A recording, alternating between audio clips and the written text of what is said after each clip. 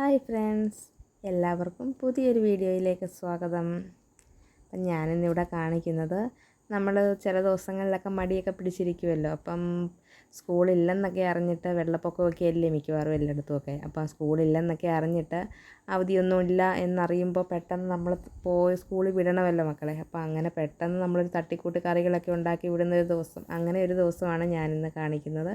അപ്പം നമ്മൾ മടിയൊക്കെ പിടിച്ചിരിക്കുക, രാവിലെ സ്കൂൾ വിടണ്ടല്ലോ എന്നുള്ള ഒരു ഇതിലിരിക്കുമ്പം പെട്ടെന്ന് സ്കൂളുണ്ടെന്നറിയുമല്ലേ.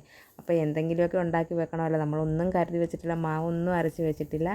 അങ്ങനെ ഇരിക്കുമ്പം ഞാൻ പെട്ടെന്ന് കുറച്ച് പയറൊക്കെ എടുത്തൊന്ന് മെഴുക്ക് പുരട്ടിക്ക് അരിഞ്ഞടുപ്പത്ത് വെച്ചിട്ടുണ്ട്. പെട്ടെന്നുള്ളൊരു തട്ടിക്കൂട്ട് മെഴുക്ക് പുരട്ടിയാണ്. അപ്പം നമ്മൾ ആവിയിലെല്ലാം വേവിച്ചെടുക്കുന്നുണ്ട്. ആ സമയം കൊണ്ട് നമുക്ക് മാവൊക്കെ ഒന്ന് കുഴച്ചെടുക്കണം. അരിയൊന്നും അരച്ച് വെച്ചിട്ടില്ലായിരുന്നു. അപ്പോൾ കൊഴുക്കട്ടയാണ് ഉണ്ടാക്കുന്നത്. കൊഴുക്കട്ടയ്ക്കുള്ള മാവൊക്കെ ഒന്ന് കുഴച്ചെടുക്കണം. അതിനിടയ്ക്കൊന്ന് ചമ്മന്തി അരച്ചെടുക്കണം. തേങ്ങ ചിരകണം, അതിനുശേഷം ചമ്മന്തി അരയ്ക്കണം. അപ്പം മെഴുക്ക് പുരട്ടിയും ചമ്മന്തി അച്ചാറും കൂട്ടി ചോറ് കൊടുത്തു വിടാം. അരിയൊക്കെ അടുപ്പത്തിട്ടിട്ടുണ്ട്.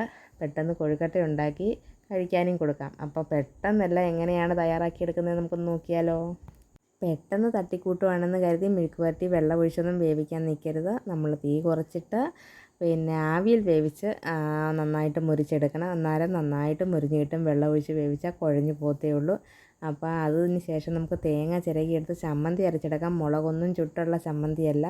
തേങ്ങ ഇട്ട് കൊടുത്ത്, ഉള്ളി ഇട്ട് കൊടുത്ത്, പുളി ഇട്ട് കൊടുത്ത്, ഉപ്പുപൊടി ഇട്ട് കൊടുത്ത്, പിന്നെ കുറച്ച് മുളക് പൊടിയും കൂടി ഇട്ട് മിക്സിയുടെ ജാറിലിട്ട് ഒറ്റ കറക്കി എടുക്കും. അപ്പോഴത്തേക്ക് നമ്മുടെ ചമ്മന്തി റെഡിയാകും. അതൊരു പാത്രത്തിലേക്ക് തട്ടി ഇട്ട് കൊടുത്ത് നന്നായിട്ടൊന്ന് കുഴച്ച് ഉരുട്ടി കഴിയുമ്പോഴത്തേക്ക് നമ്മുടെ ചമ്മന്തി റെഡിയായിട്ടുണ്ട്. പിന്നെ നമ്മൾ കുഴച്ച് വെച്ചിരിക്കുന്ന മാവൊക്കെ ഒന്ന് ഉരുട്ടി ആവിയിലൊന്ന് വേവിച്ചെടുക്കണം. അപ്പോൾ നമ്മുടെ കൊഴുക്കട്ടയും റെഡിയായിട്ടുണ്ട്.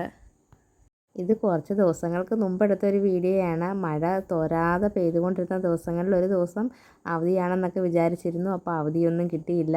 അവധി ഇപ്പം മെസ്സേജ് വരും എന്നൊക്കെ പറഞ്ഞ് വെയിറ്റ് ചെയ്തിരുന്നു. അപ്പോൾ അവധിയൊന്നും ഇല്ലെന്നറിഞ്ഞപ്പോൾ പെട്ടെന്ന് തയ്യാറാക്കിയെടുത്തതാണ്. അപ്പം നിങ്ങളും ഇങ്ങനെയൊക്കെ തന്നെയല്ലേ? മടി പിടിച്ചിരുന്നാലും താമസിച്ച് എഴുന്നേറ്റാലും എല്ലാം 9 മണിയായപ്പോഴത്തേക്ക് എല്ലാം തട്ടിക്കൂട്ടി റെഡിയാക്കി. അപ്പം വീഡിയോ എല്ലാവർക്കും ഇഷ്ടപ്പെടുകയാണെങ്കിൽ എല്ലാവരും സപ്പോർട്ട് ചെയ്യണേ. ഇന്ന് ചെറിയൊരു വീഡിയോ ആയിരുന്നു. അപ്പോൾ എല്ലാവരും കണ്ട് സപ്പോർട്ട് ചെയ്യണേ. നാളെ വീണ്ടും പുതിയൊരു വീഡിയോയുമായിട്ട് വരാം. എല്ലാവർക്കും tata, bye bye, see U.